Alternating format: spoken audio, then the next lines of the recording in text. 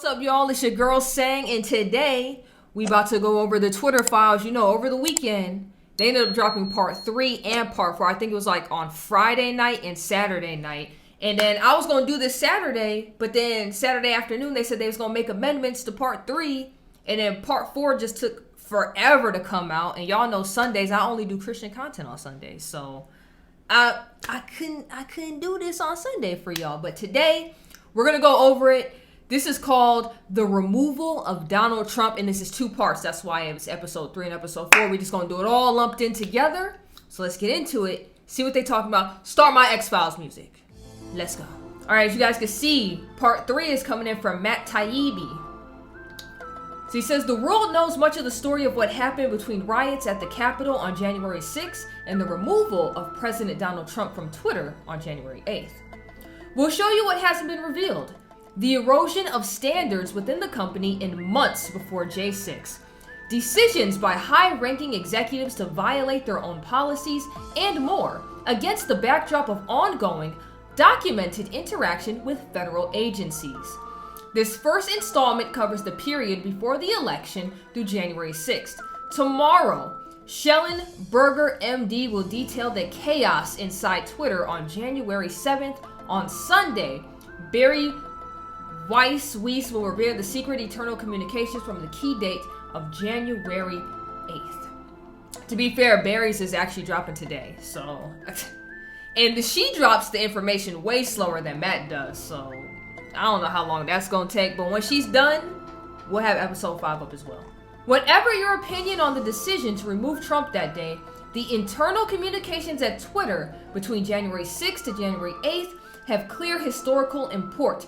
Even Twitter's employees understood in the moment it was a landmark moment in the annals of speech. Is this the first sitting head of state to ever be suspended? Yes it was. As soon as they finished banning Trump, Twitter execs started processing new power. They prepared to ban future presidents and White Houses, perhaps even Joe Biden.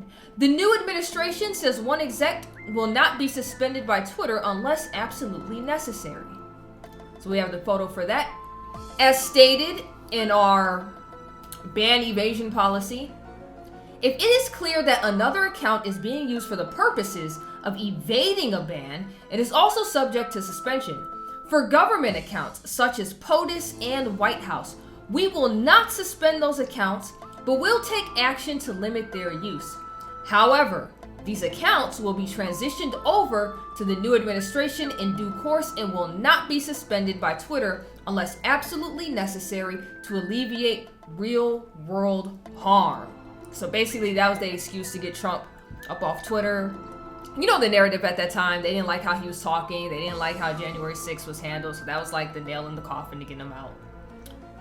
Twitter executives removed Trump in part over what one executive called the context surrounding actions by Trump and supporters over the course of the election and frankly last 4+ years. In the end, they looked at a broad picture, but that approach can cut both ways. Hi Vijaya, if y'all don't remember, that was the head of everything. She suppressed so much information, bro. She's the head of all of that.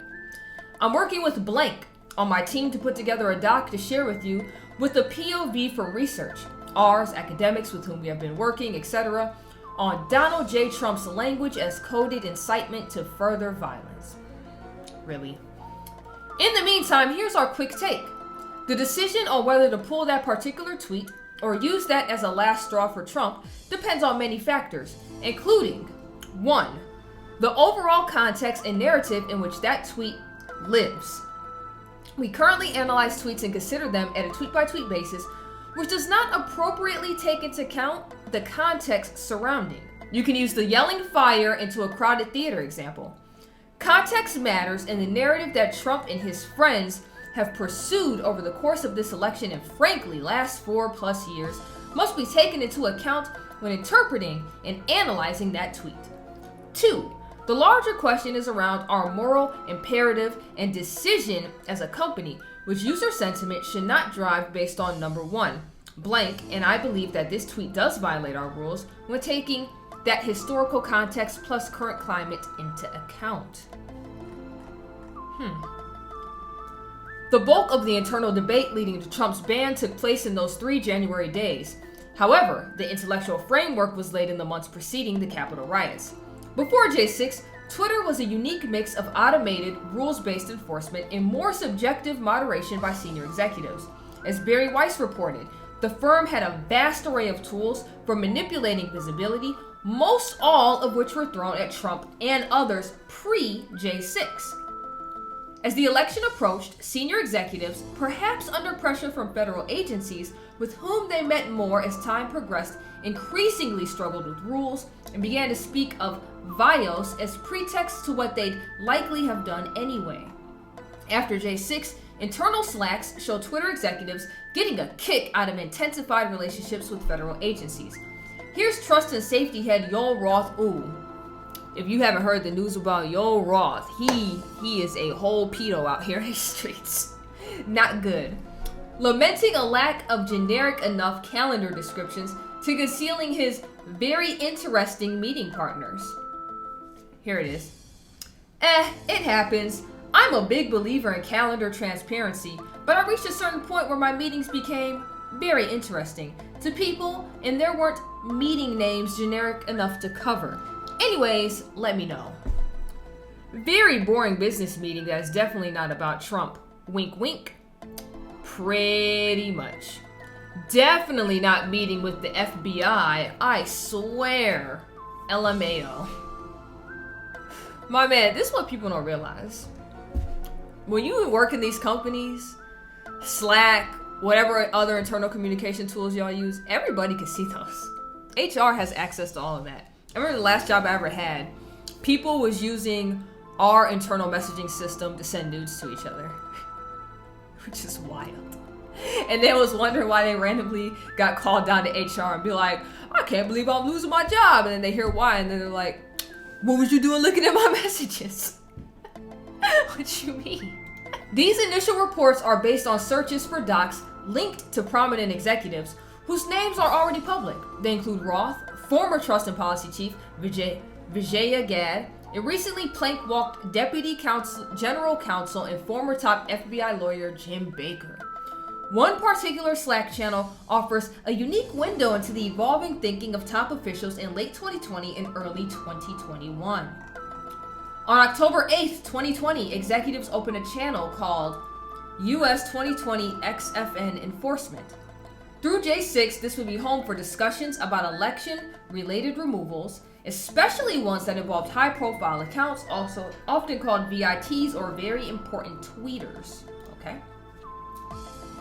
Hey everyone, starting tomorrow, October 9th until November 15th, this channel will be used for the following reasons related to the US 2020 elections. Trends identified that require scaled investigations. The laptop story. High-profile accounts escalations that potentially require PII/soft interventions. Scalable solutions required. Edge cases for XFN consultation. Highlight tech issues, bugs, tools, outrage, JIRA tickets. This is an enforcement channel between T and S and TWS to help speed up our response related to election issues over the coming few weeks. GET will start providing a handover starting APAC shift tomorrow, October 9th, using the following template. And it goes into a bunch of stuff. This says open escalations, none, notes from the shift, ask, can you please make sure everyone on your team is within the channel? The teams that we included are as follows: site integrity, safety policy, product trust, safety operations, media ops, global escalation team. If you have any questions or concerns, let me know. There was at least some tension between safety operations, a larger department whose staffers used a more rules-based process for addressing issues like porn, scams, and threats, and a smaller, more powerful cadre of senior policy execs like Roth and Gadde. We've already learned about that in episode 1 and 2. The latter group were a high-speed Supreme Court of moderation, issuing content rulings on the fly, often in minutes and based on guesses, gut calls, even Google searches, even in cases involving the president. Hi everyone, received this escalation just now. Breaking news from Donald J. Trump. 50,000 Ohio voters getting wrong absentee ballots, out of control, a rigged election. So now they're back in their messages and they're saying a rigged election would be enough to be in violation, right? What? Yola says if the claim of fact were inaccurate, yes. But it looks like that's true. They was ready to ban that man off of that. That's crazy. During this time, executives were also clearly liaising with federal enforcement and intelligence agencies about moderation of election-related content. While we're still at the start of reviewing the Twitter files, we're finding out more about these interactions every day. We went over that in episode 1 and 2 as well. Policy Director Nick Pickles is asked if they should say Twitter detects misinfo through ML, human review, and partnerships with outside experts. The employee asked, I know that's been a slippery process. Not sure if you want our public explanation to hang on that. Let's see. N. Pickles, are you comfortable with marketing talking about misinfo by saying that we detected through ML, human review, and partnerships with outside experts? I know that's been a slippery process, so not sure if you want our public explanation to hang our hat on that. And then Nick says, can we just say partnerships? E.g., not sure we describe the FBI, DHS as experts or some NGOs that aren't academic. So them the experts. FBI, which we already knew because a Fed agent had already came out the same week Twitter Files 1 dropped. But also DHS and this is wild. This is wild. Of course we knew that though, but the left would be like, that's a nothing burger. Pickles quickly asked if they could just say partnerships. After a pause, he says, e.g., not sure we described the FBI, DHS as expert. Okay, I don't know why we needed that in 2 tweets, but we saw that already. This post about the Hunter Biden laptop situation shows that Roth not only met weekly with the FBI and DHS, but with the Office of the Director of National Intelligence, so the DNI. Bot application. Yol has checked in. Here's what they said. What's new for you since our last check-in? Hacked materials exploded. We blocked the New York Post story, then we unblocked it, but said the opposite. What? Then said we unblocked it, and now we're in a messy situation where our policy is in shambles. Comms is angry, reporters think we're idiots, and we're refactoring an exceedingly complex policy 18 days out from the election. In short, F my life. Weekly sync with FBI, DHS, DNI regarding election security. The meeting happened about 15 minutes after the aforementioned hacked materials implosion. The government declined to share anything useful when asked. Monthly meeting with FBI, FITF briefed on several ongoing investigations. Ross report to FBI, FHS, DNI is almost farcical in its self-flagellating tone. We blocked the NYP story, then unblocked it, but said the opposite. Comms is angry, reporters think we're idiots. In short, F my life. That's 2 tweets with the same thing again. Some of Roth's later slacks indicate his weekly confabs with federal law enforcement involved separate meetings. Here, he goes to FBI and DHS respectively to go first to an Aspen Institute thing, then take a call with Apple. Hey there, I have to miss the FBI and DHS meetings today. Unfortunately, I saw you're on the invites for both as our site policy. Can you give me a quick readout if there's anything interesting that comes up? Sure thing, I hope that everything's okay. Yeah, I just have conflicts at both times, an Aspen Institute thing this morning on vaccines that I have to present at, and then a call with Apple to avoid us getting kicked out of the App Store during the DHS one. Those both seem very important indeed. So you couldn't talk to them because you had to present about something with vaccines and try not to get kicked off the App Store.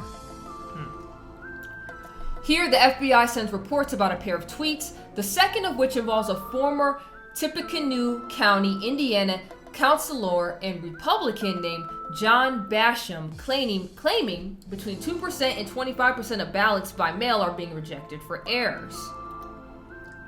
Here, we just got a report from the FBI concerning 2 tweets. Related to the shredding of mail-in ballots, this is proven to be false via PolitiFact. Do we have a moment ready for this one? And then down here it says, I believe was deemed no vial on numerous occasions. The FBI's second report concerned this tweet by John Basham. So this is the tweet that they're talking about. It says the Democrats are in complete panic as their massive push for vote by mail is backfiring on them. Two things are unfolding. An unexpected number of registered Republicans are returning ballots. Between 2% and 25% of ballots by mail are being rejected for errors. The FBI flag tweet then got circulated in the enforcement Slack.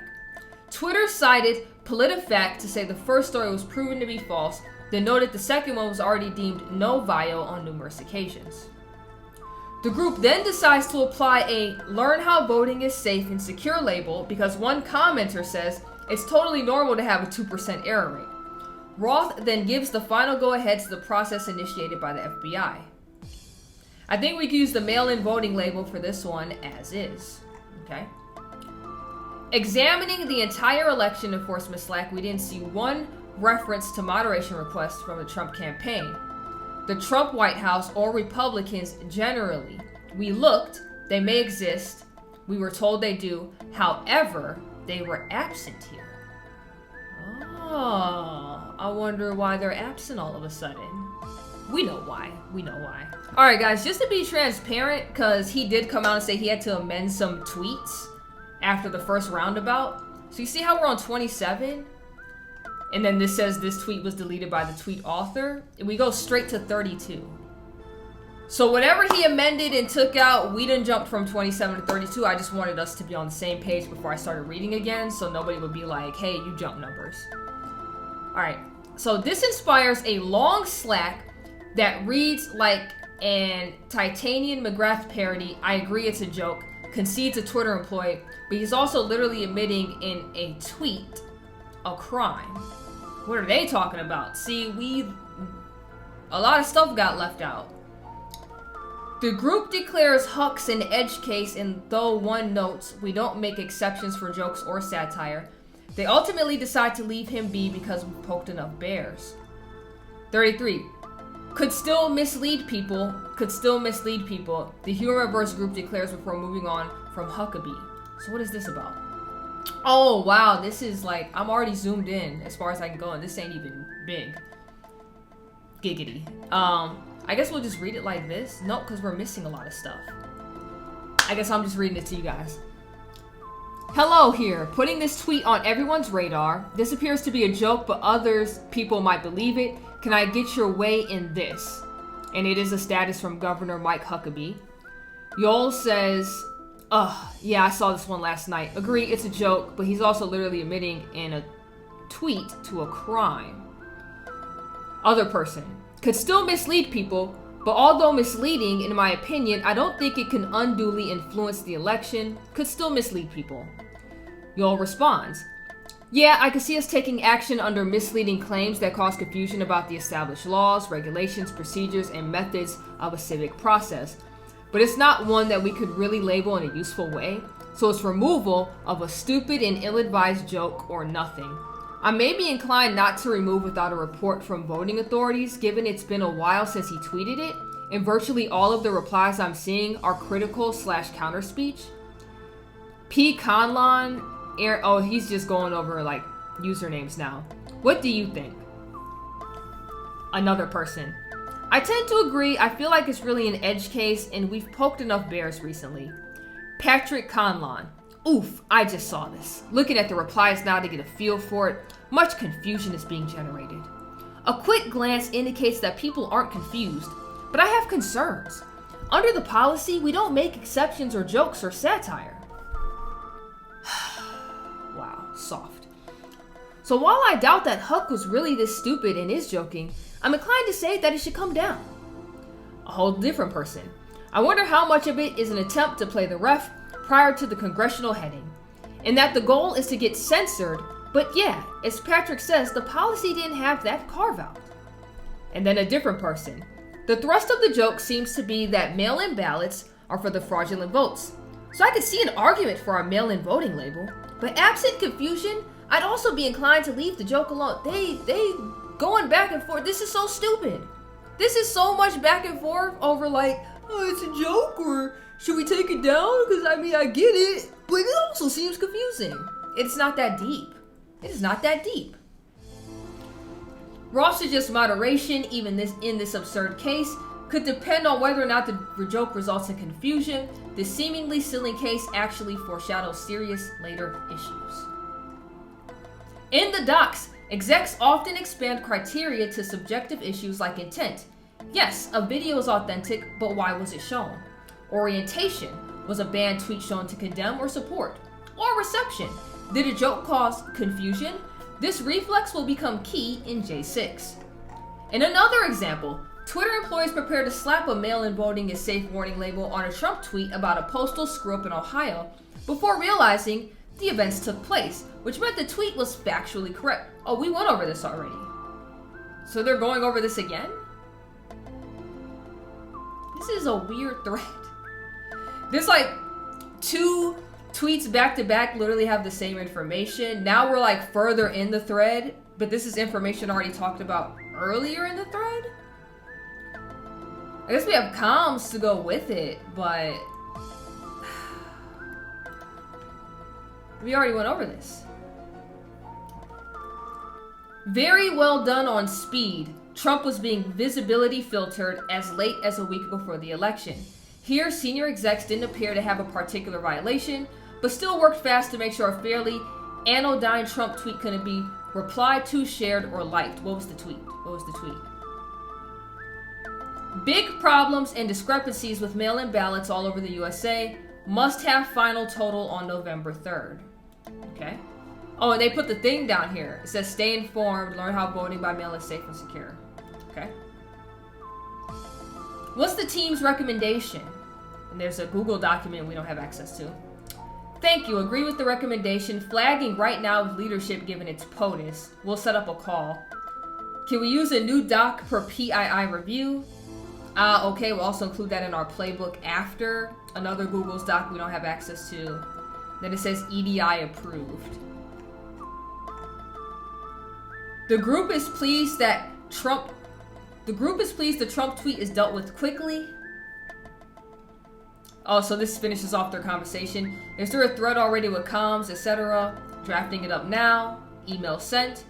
Very well done on speed, folks. This is what this is all designed for, and a huge positive for the platform. No, not a huge positive. You guys are doing a lot for like the smallest thing. A seemingly innocuous follow-up involved a tweet from actor Real James Woods, who they banned, whose ubiquitous presence is argued over Twitter data sets is already a Twitter files in joke. Twitter is suppressing this tweet by the president. Here's a screen grab. So he called it, and then they was like, hey, my man, you gotta get up on out of here. Ain't nobody trying to listen to all that. You can't tell on us.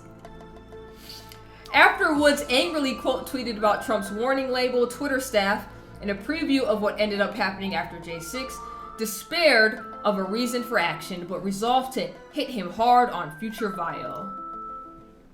Here we go. Here's some good stuff, finally. Considering the PB2 bug outs this weekend regarding James Woods being so over the strike limit that our tools won't work on him, I'd suggest we action him for something worth the fiasco, rather this screenshot, since we don't have a firm policy basis for action on his account. Yup, are you fine letting this one lie blank? Can hit him hard on future VIO with firmer basis. So they was already set. They was like, oh, you gonna call us out? As soon as you do the slightest slip up, the slightest, we taking you down, you up out of here, we packing you up. That's basically all this is. Here, a label is applied to Georgia Republican Congresswoman Jody Hice for saying, say no to big tech censorship, and mailed ballots are more prone to fraud than in-person balloting. It's just common sense. Twitter doesn't want you to see this tweet by Tom Fenton, the head of Judicial Watch. Read and share it. Say no to big tech censorship. Mailed ballots are more prone to fraud than in-person voting. That shouldn't be controversial. It's just common sense. And Twitter was like, hey, my man, you got to get up out of here, too. Twitter teams went easy on Heist, only applying soft intervention. Okay, they went soft on him. With Roth worrying about a wah-wah censorship optics backlash. Really, my guy? Ooh, somebody's playing devil's advocate. The quoted tweet still shows up with the EDI in the actual concept. Rep Heist says, is lower level. More fraud with mail-in ballots than in person is much more of a legitimate statement, even if scale is still minuscule. I think I'd lean towards just putting an MIB soft intervention on this rather than the full EDI. Agreed. Yep, I was just typing that, haha. I think going too far down the rabbit hole of labeling critical speech, i.e. critical of our handling of this case, is dangerous.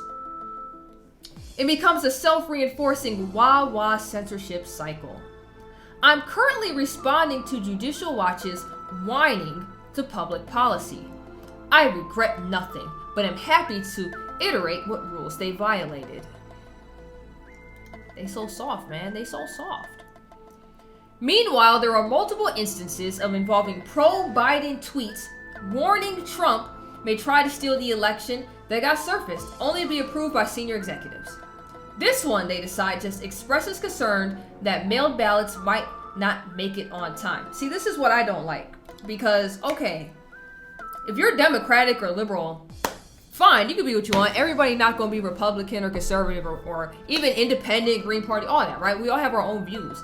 But if you're working in a public center, you can't force your opinion on everybody else. You can't look at this and be like, I don't like what they said, because it doesn't align with my views and values. That's not how that works. That's not how any of that works. This is so disgusting and terrifying. They're going to try to steal the election. You have 1 week if you haven't voted yet. Don't mail. Drop it off or vote early. If you can't vote, make sure your family is, unless they're Trump supporters. Just let them forget. Vote them out. Wow. Wow, but they let that stay up. Hey team, can I get your opinion on this? This is an edge case with commentary. Encouraging voters not to mail by vote, I believe we should label it.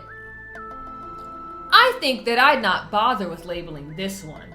It's still encouraging people to vote, but expresses the concern that mailed ballots might not make it in time, which seems fair this close to the election date. Still encouraging people to turn in their ballots in person or to vote in person. Okay, thank you, Patrick. It's also saying, get out there and vote unless you're a Trump supporter. What? You can't make this up. In the words of Kevin Samuels, you can't make this ish up. I'm telling you. That's understandable. Even the hashtag steal our votes, referencing a theory that a combo of Amy Coney Barrett and Trump will steal the election, is approved by Twitter brass because it's understandable and a reference to a U.S. Supreme Court decision. This is wild. Check in with your local USPS folks to see how slow the mail is. Also find out when mail-in ballots must arrive in your state. But mostly, vote ASAP. Trump and his new Amy Coney Barrett SCOTUS will try to steal our votes, so our numbers have to be huge. Hi team, can I get a second opinion for this? A second opinion? What was your first opinion? Please, I am leaning towards labeling it. What was the first opinion? Not seeing the violation here. I wouldn't label. I think that it's encouraging people to vote. You said that last time. You said that last time, Patrick. But to be realistic, that a mailed ballot might not make it in time. Perfect, thanks. I was wondering about this part. Trump and his new blank blank blank. Oh, that's all good. It's literally about where he's saying steal our votes. And they're just like, oh, that's fine. That's fine. Ah, that's understandable. Believe that it's a reference to the U.S. Supreme Court decision on processing mail-in ballots that arrive after Election Day. Thanks, Patrick. Alright, bro. In this exchange, again unintentionally humorous, former Attorney General Eric Holder claimed the U.S. Postal Service was deliberately crippled, ostensibly by the Trump administration. He was initially hit with a generic warning label, but it was quickly taken off by Roth. It's too late to use the mails. Given Supreme Court rulings, I urge everyone to now vote in person. Early vote or use drop boxes. Protect your health, but don't let the court and the deliberately crippled Postal Service deprive you of your most precious civil right. Plan your vote. Hey folks, can we reverse the label on this tweet? Everything in it is factually accurate. Working on reversing it now. I've removed the moment label. I'm still trying to remove the EDI. Removed. Excellent. Thank you. Later in November 2020, Roth asked if staff had a debunk moment on the SCYTL Smartmatic Vote Counting Stories, which is DHS, contacts told him were a combination of about 47 conspiracy theories. Hi there, me again. Do we have a debunk moment on this vote counting conspiracies? DHS referred to it on a call today, sadly not public, as a combination of about 47 different conspiracy theories. So hopefully there's stuff out there. On December 10th, as Trump was in the middle of firing off 25 tweets saying things like, "A coup is taking place in front of our eyes," Twitter executives announced a new L3 de-amplification tool. This step, meant a warning label, now could also come with de-amplification. Hello everyone, I wanted to give you an update on some of our enforcement options for tweets containing the civic misinfo that we've seen. It's been decided that tweets that we've manually reviewed and determined need a label will now be subject to L3 de-amplification, further restricting the extent to which that tweet can be shared. The current batch of entity IDs will soon be used for automated labeling work, but I've created a new batch of entity IDs for the labels that we've been using the most during the past couple of weeks. Labels that we've only rarely used or that have been deprecated already haven't gotten an L3 update. If there's a moment when we need the L3 version for one of those labels, please flag it to Matt, Graydon, or myself. To find the new L3 entity IDs, please look at the L3 US 2020 11 December update tab in the Civic Integrity Entity IDs Strato spreadsheet. Some executives wanted to use the new de-amplification tool to silently limit Trump's reach more right away, beginning with the following tweet. So Trump, it looks like he shared a video. It says Trump got 11 million more votes.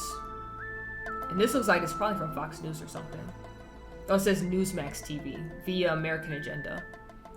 And then down here it says, "Stay informed. This claim about election fraud is disputed."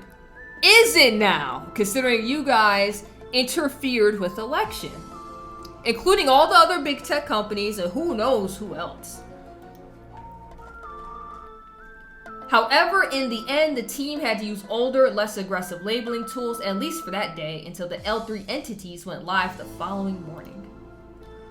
Thanks, Patrick. Should enforcement with the new entity start now, or should it wait until the policy officially goes live tomorrow? Oh, they couldn't wait. Y'all couldn't wait one day? That's sad.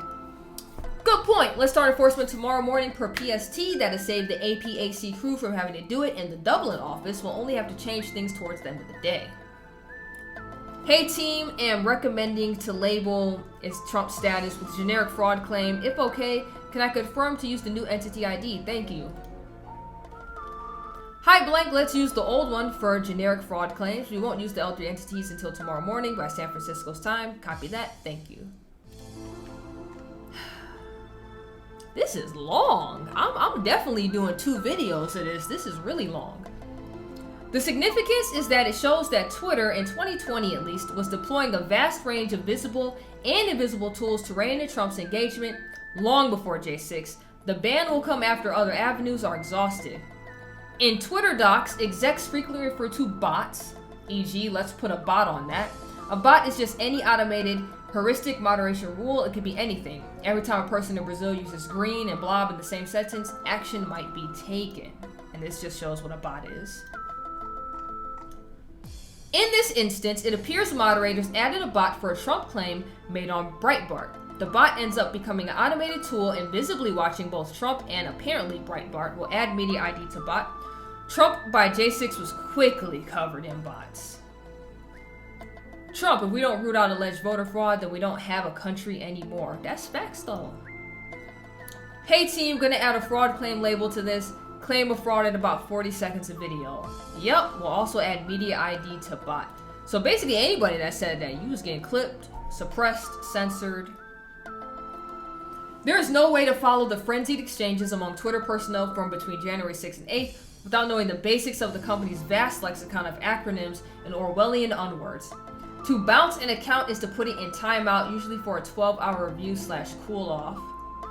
And this says they're bouncing it on this right here.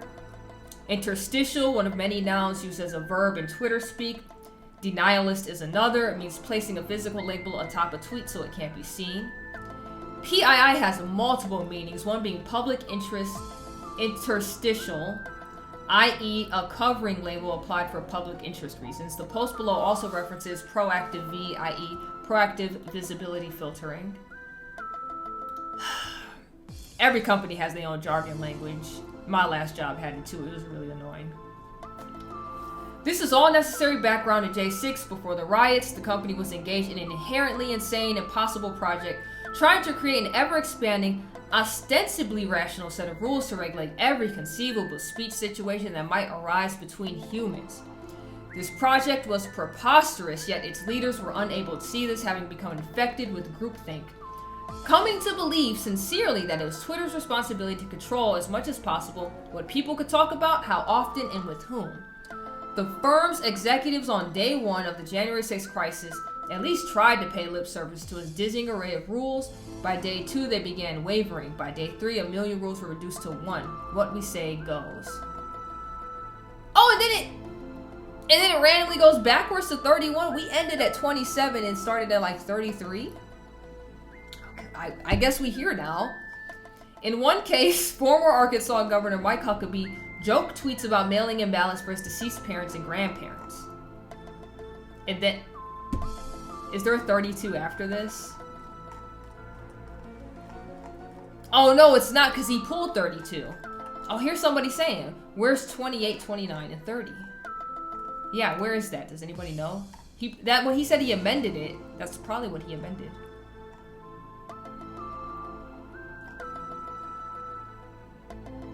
Oh, you need to pay to see those sections? Yeah, because this is on, their website, the free press dot something. Look. I know the Twitter is, the FPY, some crap like that. You do gotta pay to see certain sections, but most of it is on Twitter. This is a weird way, because a lot of stuff is kinda, we got a lot, but there was like a small portion that was missing. But okay. I was gonna put episode 3 and 4 together, but that was long. That was really long. It's longer than I like my videos to be.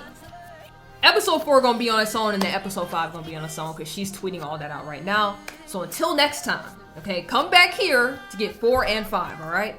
Until then, you already know who it is. It's Sang.